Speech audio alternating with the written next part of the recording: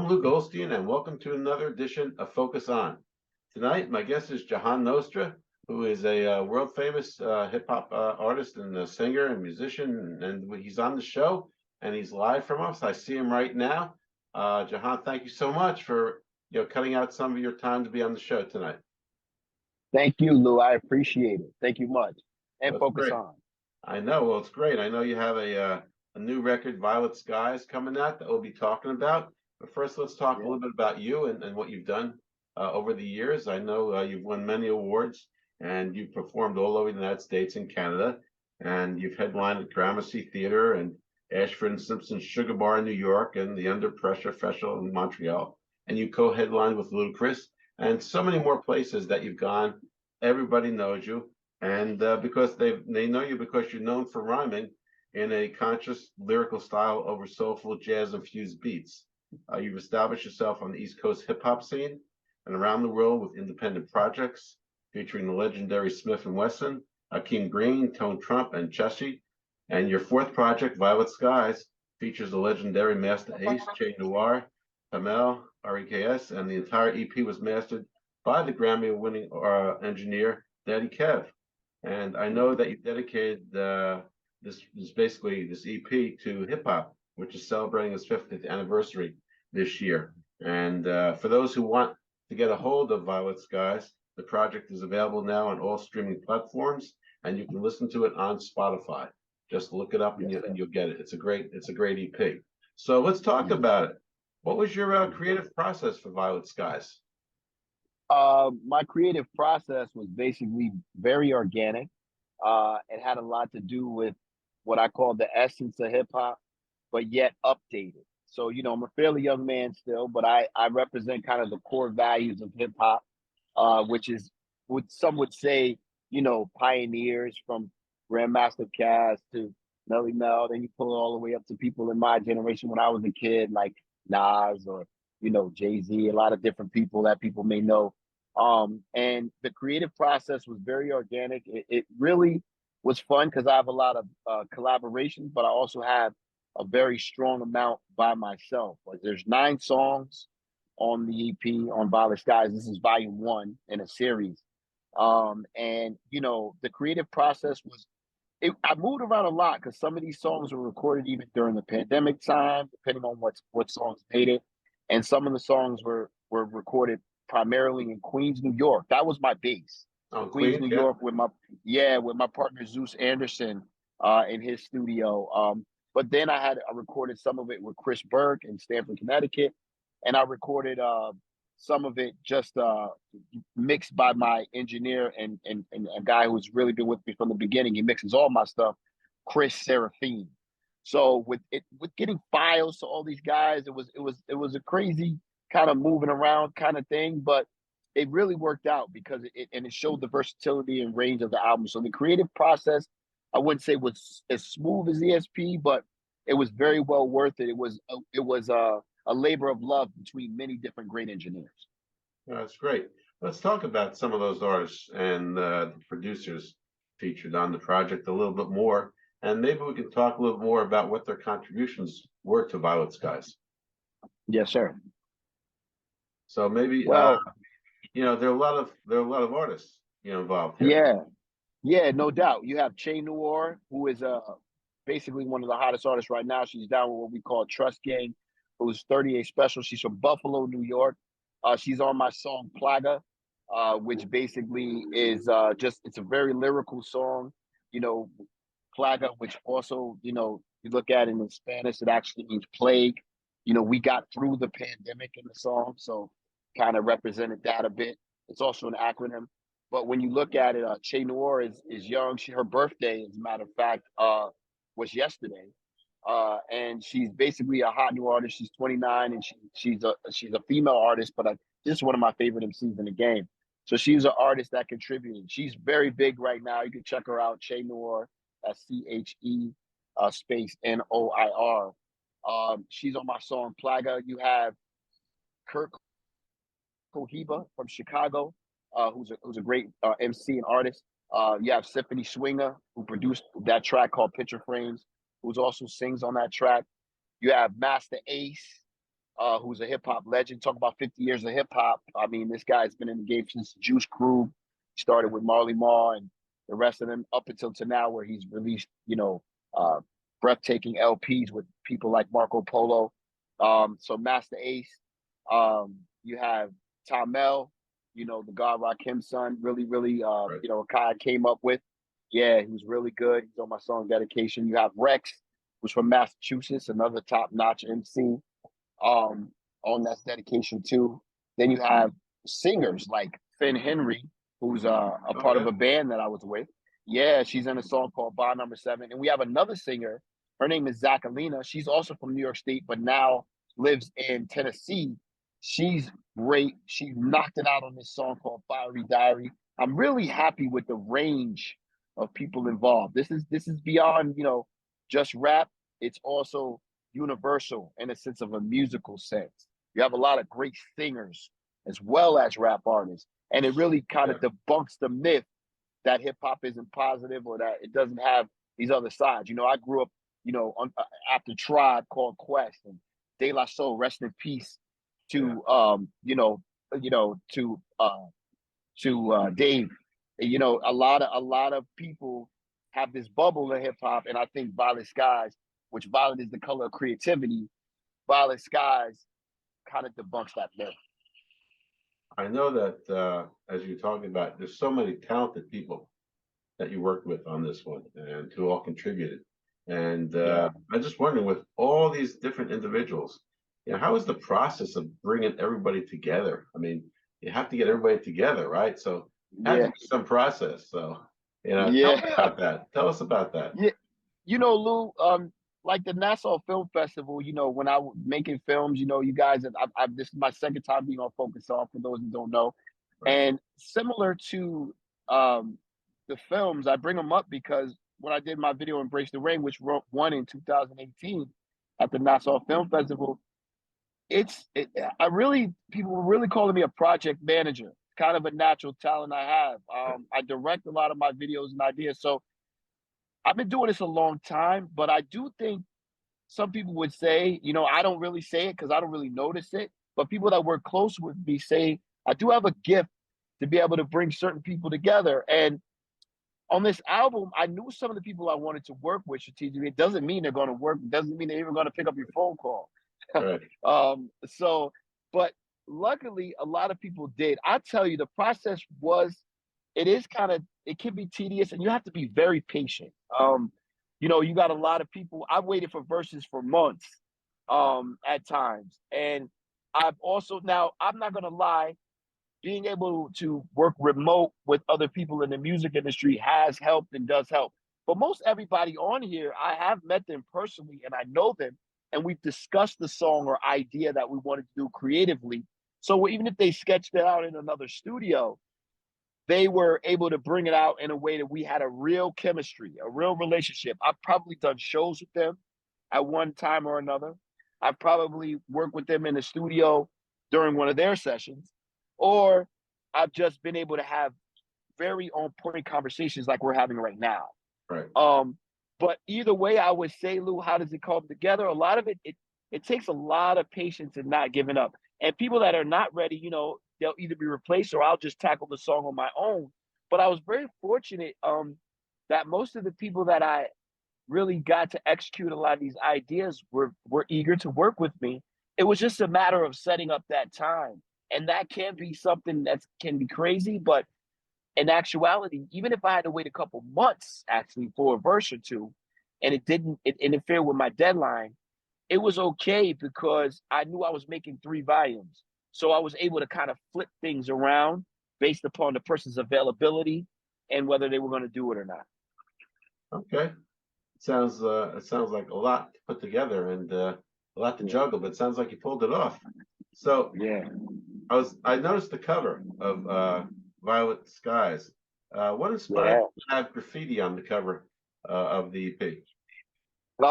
Basically, this 50 years of hip hop, and it was really inspired by the guy Mia Seven who designed it. Was from Jakarta, Indonesia. He's a great graffiti artist, world renowned graffiti artist. And he was a supporter of mine, and he was like, we met him online. 2020, me and the team, 2021. And, he was doing these murals and he was inspired by a song I had on my last album, Welcome Home. And he was just a fan supporter. He said, look, I want to do something, honoring you, this and that. I was like, well, at this time I was already in the process of Violet Skies. So I got this thing going on, Violet Skies. And man, he designed a mural that went above and beyond anything I could think of. It was just humbling, to see what he designed. He used what we call wild style graffiti. Okay. And for those that don't know, there's a movie called Wild Style. That movie is one of the most famous hip hop movies to kind of describe the culture Right. ever. There's a lot of top notch classic people in the movie. And Wild Style is also a graffiti style. That is the style that Mia 7 used. And that is where you see Jahan Nostra in the Violet Skies in graffiti. And the way he designed it was just, I mean, he knows how to, come with the authentic style. This guy is a real in the hip hop. It's the DJ, the MC, the b-boy, and the graffiti artist, and then there's knowledge. Right. Those are the elements. So as far as sticking to the elements, that's what inspired me. But also because he really nailed it. And we have a video, picture frames. The whole video is this guy creating the mural. That's the video. Wow. That's the music video. So I look forward to any of you guys watching this to check that out. It describes it in more in detail. But I was really just inspired by real hip hop. And there's nothing better than Wild Style graffiti from a true graffiti artist with my name. I mean, it gets no better than that. Yeah, it does. You don't beat that. You absolutely don't beat that. So I ask you a question. What do you enjoy more, performing or recording? You do both, and you're quite talented, and I've seen everything you've done. So which one, when you like being behind the set, doing the recording, or do you like to be out in front of the audience performing? I don't know. Maybe you can't pick them up. I don't know. It's very hard. It's very hard. I would say both. But maybe I'll give a nudge to performing. Okay. Because there's nothing better than the reaction to a creative piece that you design. But see, that sneaks them to kind of be hand in hand, because you got to create the piece in a very good environment in order for you to perform it. But I think the reaction I get from people makes me enjoy performing a little more, because it's the hands-on, one-on-one, just like, we're talking here. Because it's a lot of feedback. You're getting the feedback at the moment. Right there. Yeah. You don't have to and wait people are ready. So, you know when things are going well or not, right? Yeah. You can't play around with the performance, bro. No. Have you released any videos yet for the songs on Violet Skies? Yeah, I have 2 videos. I have Dedication 2. I have Dedication 1, excuse me. And I have Picture Frames, which I just mentioned. So that's 2 videos. I got 3, 4 coming up. Whoa. That's good. And where can people access them? People get them on Spotify? On Spotify? Yeah. And YouTube is the best for my 2 videos, though. The ones I just mentioned before. You can go to Jahan Nostra on YouTube and you can check out Picture Frames or Dedication. Dedication is an award-winning video, by the way. Tell me about Daddy Kev. Now, he was a Grammy Award winner. He's credited on the album. What was it like working with him? Yeah, Daddy Kev is my brother, man. It was great. He mastered my album ESP. He recently was at the Grammys. He was nominated for Best Historical Album with a legendary group called Freestyle Fellowship. He's from LA.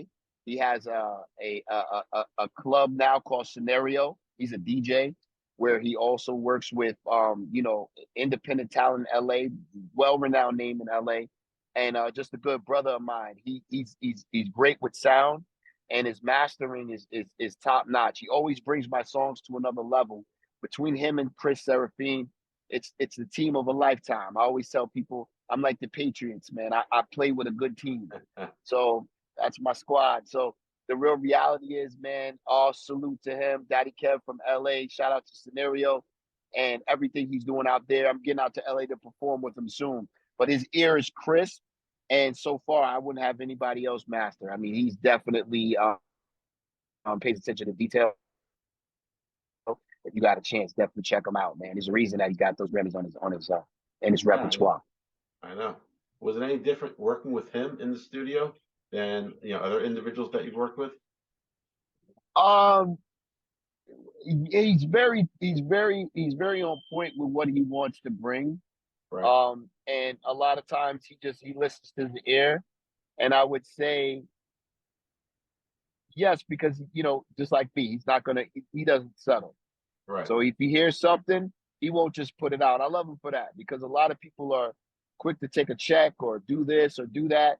He really wants to get the perfectionist, vibe going. So shout to him on the sound and we've gone back in. Yo, I hear this. Yo, I hear this. We talk to right. each other. So it always works out in the end, but let me tell you, that's a very tedious process. It's a There is lot a of work. process. It's a lot of work. Everybody thinks it's easy, but if it was Yeah. easy, everybody would do it. That's a fact. Or yeah, if you want anything well, you got to have the right people with you. You do, you do, you do. So I know that you also worked with Master Ace, who's a hip hop legend, and who's also one of Eminem's favorite rappers. And Fact. how'd you connect with Master Ace and secure the feature for dedication too? I connected with him actually through Instagram. We have been talking a while. But I had been to a lot of his shows, Yeah, because and I opened for him one time, and I was around a lot of areas where he had been at, and we had met just being on the scene, right? And right, then it was like, I had this song dedication, and I'm like, what more, dedicate? He was one of my favorite MCs growing up. So dedication, I was like, what better artist than for 50 years of hip hop, as it's coming up, and then just knowing like, this is somebody who's, I mean, he was the embodiment of dedication for me as far as the veteran. I wanted to get somebody newer, which was Tom L, somebody who was kind of a veteran, kind of like me, which was Rex, and then you have somebody who is above us in the veteran of being crafted. This guy is by far still relevant, and he's been rocking for 30 years. He started his career in '89. So anybody with that type of longevity, you can't stamp a song like Dedication more and put him at the top of a pyramid than that. And I let him rap first on the record. And fortunately, and dig this. So I sent him the record. I wasn't sure if he's going to do it or not. right, He told me everything, the budget. I sent the record. He doesn't do everything. I can tell you right now. right. He's got to like it. That's the He sent it reputation. to. Yeah, yeah. That's the reputation. I had my verse on it. So I sent it to him, and I just crossed my fingers. Fortunately, he said, I can do it. I like it. I'm Right, going to do it. But then he added an addition. He said he wrote it, and he wrote it. He had it back to me very quick. And I said, wow, Ace, like, yo, this is really great that you came back this quick. He goes, I'm going to be honest. Usually I'm not that quick, but you guys set it up so well with the way that the song was set up. Usually cats have me freestyle or they have me kind of set the concept. You guys had everything right and you had it in place. So thanks for that. So salute. It helped make everything flow. So it came together like a puzzle piece, Lou. And that couldn't yeah. be higher compliment. That's a great compliment because it doesn't Yeah. always come together. Sometimes it just No, doesn't. You know, no, when it it does, doesn't. it's a great feeling. Yeah, that's a fact. So I know it's not. We talked about how a lot of the challenges, uh, and not everything always comes together. But specifically, what were the challenges that you faced putting Violet Skies out and working on this project? Because you worked on it during the pandemic. So Yeah, let's that's a talk great about that. question. How did Yeah, that work out? yeah, yeah. Listen, I had to change studios. Remember 2020, March 2020, the world changed. Yeah, Okay. I was recording out of New York. You already know what happened in New York. Everybody unbelievable. knows what happened in New York. I'm from Mount Vernon, New York, and Stamford, Connecticut. So I'll come back. I'm in Queens. I just told you.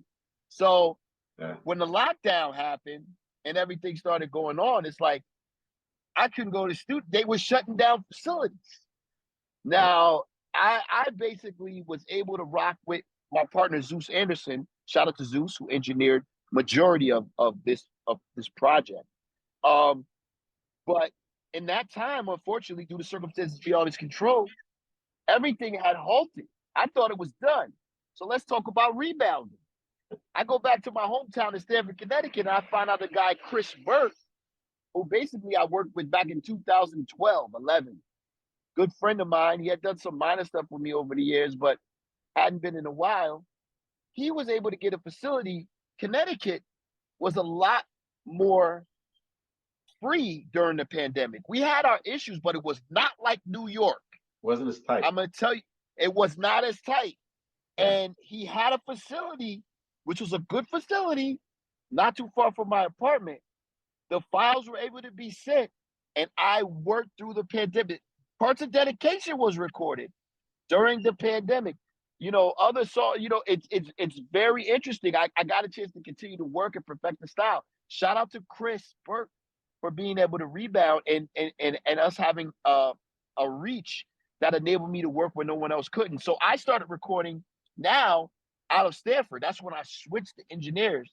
I had to switch all the files. I had the album maybe a quarter to half done, but I did a good 4 or 5 in his studio during the pandemic. And boy, were they some babies. Dedication was one of them.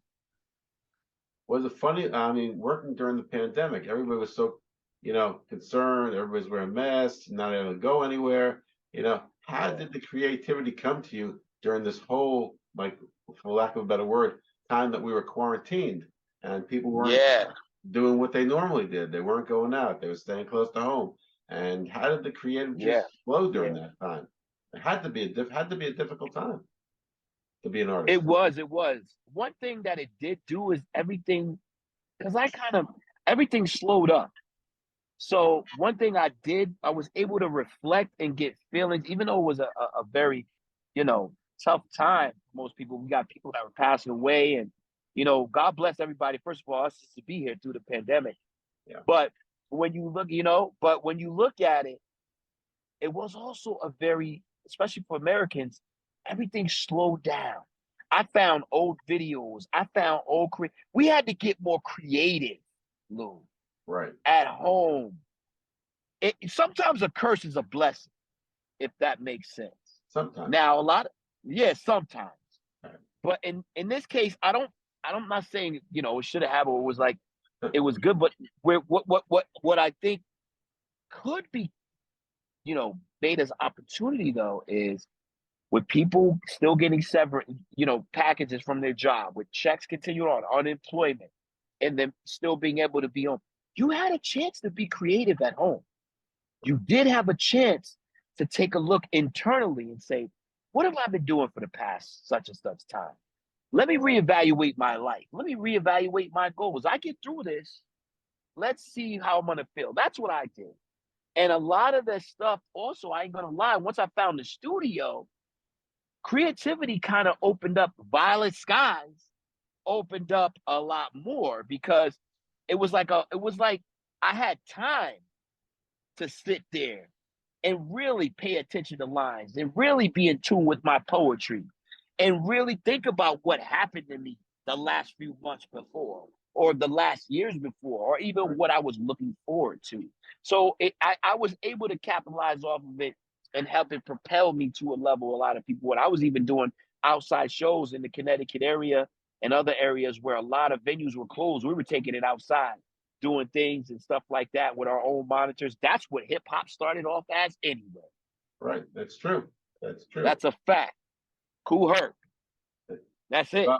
From the time that we were quarantined to now, I mean, you're a man of many talents, and I think everybody wants to know what's next for you. Like, what do you have in your mind? What projects are out there? What are you thinking of? I know you love performing too. You have so many things going on. I got a show. I'm going to Europe in September. I'll be doing the European tour in September. Great. I got Violet Skies Volume 2 is already sitting on it's done. I'm just switching up my ideas for the cover. So that'll probably be out late August, early September. I look forward to rocking out at possibly a couple of events. The Hype Fest this summer. I'll be probably around for the Hip Hop Film Festival. I'm also basically a lot of these venues are knocking on the door. So a lot of shows. But also I've been getting into soundtrack work. and working with a lot of movies and acting and bringing my directing to the forefront. So that's been the key for me as well. And also my merch, the Jahan Nostra merch game, almost like it's almost becoming a clothing line now. So we got a lot of nice stuff, that you guys can check out. So I got my merch game going. And then everything Violet, creatively moving toward these things. One last thing, I am on an upcoming series coming out. I can't talk about it, but it's on my IMDb and Okay. everything is kind of stepping up. I look forward to when they start to release that. And I got a few more cats in the bag for that. Trust me. Oh, that's great. That's great. Now I know, like you said before, back in 2018, you won for best music video at Nassau Film Festival, which has grown. It's now the number one ranked comprehensive short film festival in New Jersey, number 12 in the United States, and 39th in the Woo! world. So it's really booming, and it really grew from that time in 2018. So I would not be surprised, and for everybody listening out there, obviously you want to get a hold of Violet Skies. You want to go to your streaming platforms, go to Spotify, get this record, because I would not be surprised, and if down the road we see a Grammy nomination coming out of this effort that Jahan's done. I wouldn't be, because it's that quality, the quality both of the production side as well as the voice side. And awards are Thank you, nice. Lou. The man's won so many awards. We can't list them all today, but the fact of it is, an artist makes music to influence and to impact people. And I think with Violet Skies, you really have. So, props to Thank you, you. Lou. Congratulations. And it's a wonderful thing that you've done. And that's why I want to Thank you, know Lou. what's next up, and, you know, I'm coming to that Nassau festival. oh, well, everybody's coming to Nassau, but it's all about, they want to see you. So hopefully they'll come to see you, and they'll buy the record too. Yeah, yeah. No, that's a fact. And I'm looking forward to that. It was a labor of love. And yeah, I'm looking forward to some great big things. It's sometimes, as you know, Lou, obligations are so crazy. Yeah. But I'm outside for sure. And I'm outside literally and figuratively. And that being said, yeah, I'm looking for it all. And I'm coming back because anybody that got through the pandemic, as we progress, if you wasn't worried about it before, maybe all that stuff you was worried about wasn't nothing to be worried about. So let's get it going because Hey, life is not promised. So let's get busy. that's Violet Sky is now available everywhere. I got limited vinyl coming out as well. The cover is a movie. Check it out. And not only for me, Che Noir, Master Ace, Zachalina, Ben Henry. There's so many top-notch features as well. And producers, Crow, who's from Serbia. You have another producer, DJ Kingflow, who's from Paris, France.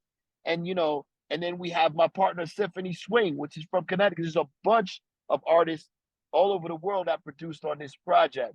Very happy with it and more happy with the connections and utilizing online to the fullest. And I want to salute Focus On, Lou, and everybody out there in Jersey. We appreciate you. Dedication was shot in Jersey. I'm Lou Goldstein with Jahan Nostra saying good night and thank you very much for watching. Until next time, stay healthy, stay active, and we'll see you next week on another edition of Focus On. Have a good night.